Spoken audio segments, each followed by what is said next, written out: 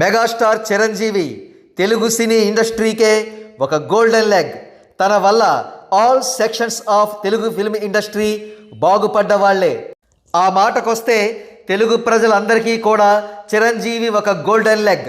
అద్భుతమైన ఎంటర్టైన్మెంట్ను వారికి అందించడం మాత్రమే కాక సోషల్ వెల్ఫేర్ యాక్టివిటీస్ని చాలా భారీ స్థాయిలో చేపట్టి కొన్ని లక్షల మందికి మేలు చేకూర్చారు మెగాస్టార్.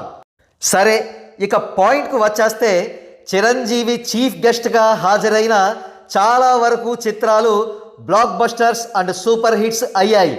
ఇక సంక్రాంతి సినిమాల ఈవెంట్లకు చిరంజీవి చీఫ్ గెస్ట్గా వెళ్ళారంటే బొమ్మ బ్లాక్ బస్టరే. అందుకు ముచ్చటగా 3 ఉదాహరణలు చర్చించుకుందాం. తాజా ఉదాహరణ హనుమాన్.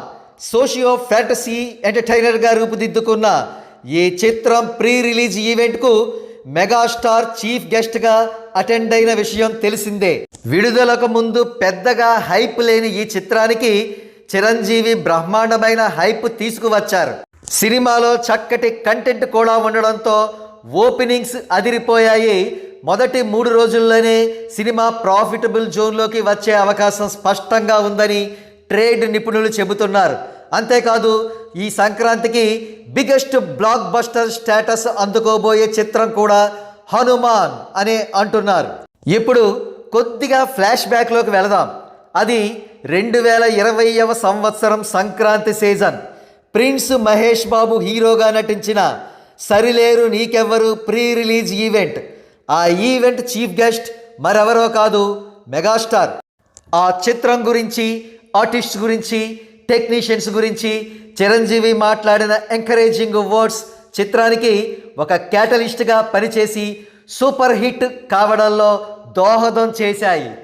ఇప్పుడు మరి కాస్త ఫ్లాష్ బ్యాక్కి వెళదాం. అది 2017 సంక్రాంతి సీజన్. చిరంజీవి రీఎంట్రీ చిత్రం ఖైదీ నంబర్ 150 విడుదలై ఇండస్ట్రీ హిట్ అయినటువంటి మూమెంట్.